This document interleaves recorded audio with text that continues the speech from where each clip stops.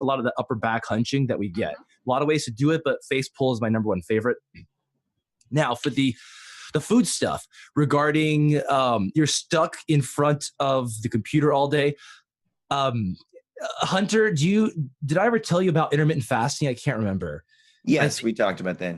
I think intermittent fasting is actually a dietary strategy. It makes a lot of sense for streamers. If you don't know what intermittent fasting is, all it is, it's not a magic fat loss tool. Some people proclaim it is. It's not. Basically, you're just shifting calories around throughout the day. So instead of having like 5 little meals, you would have 2 big meals, calorie equated. Streamers, we are just seated. We don't need a lot of calories, and we often are late starting our streams anyway. For a practical tip, just skipping breakfast and going straight into stream and then having a bigger lunch might be a more practical way to just reduce overall calories if you're worried about weight gain. The second tip would be just, you see me in my video posts on Instagram and Twitter, just vegetables raw, boom, don't even think about it, right? A fistful of spinach. That was my college strategy. Is that right?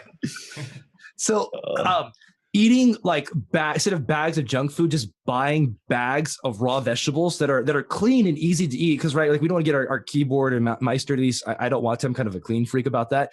Like carrots, celery, broccoli, spinach. You can just eat that by the bag, and just while on stream, you don't have to think about it. It's basically like a bowl of chips, but it's very low calories and is very a way better nutrition source than chips, for example. Yeah, but and that kind of goes back to what we were talking about earlier with like the baby steps, right? Like you don't have to like go all out and do a perfect workout like routine and then like have this perfect diet. Like little changes, like instead of chips, getting carrots, like, instead of not working out at all, try like stretching 1 hour or once an hour, during your stream. And it kind of like all just will build up from there once you get like a small routine going. Yeah. And something we were talking about this recently, and we tweeted this out about one thing that's really important for streamers. So especially if you have a really, really long stream, by the end of that, you're mentally exhausted and your decision-making is way down. So we always say, plan ahead. So like, even if you're going to get takeout or something after the stream, plan that ahead, make that decision. Like you want to make those decisions ahead of time before you're so fatigued that your willpower is gone.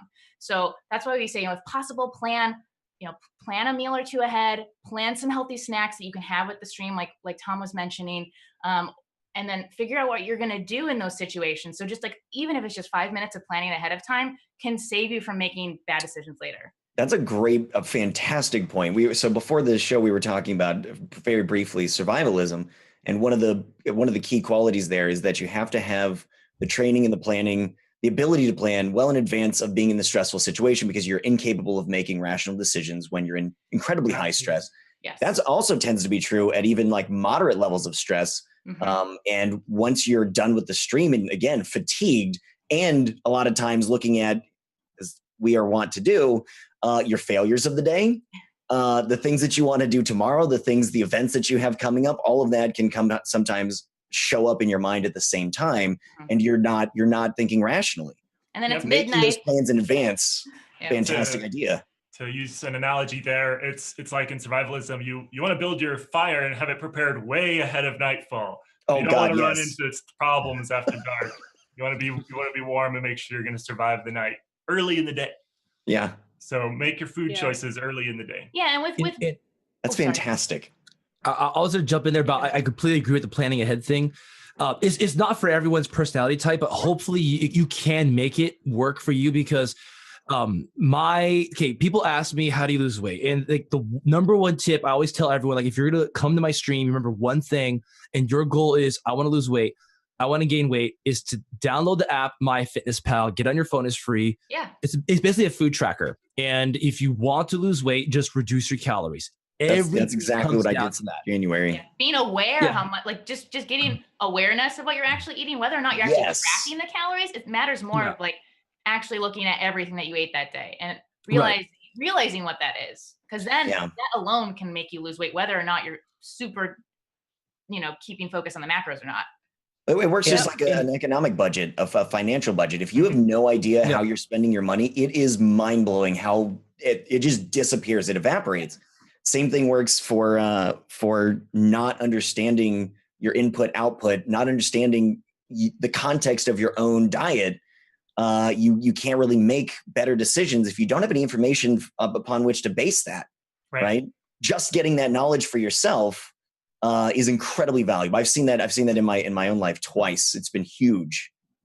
Yeah. Now, what do you guys think about to plan ahead for that? Like what I wanted to say, like plan out your meals, like they were saying. Use MyFitnessPal in the morning. Write out everything you're going to eat that day. Like that's kind of the key takeaway is you track it before you even eat it.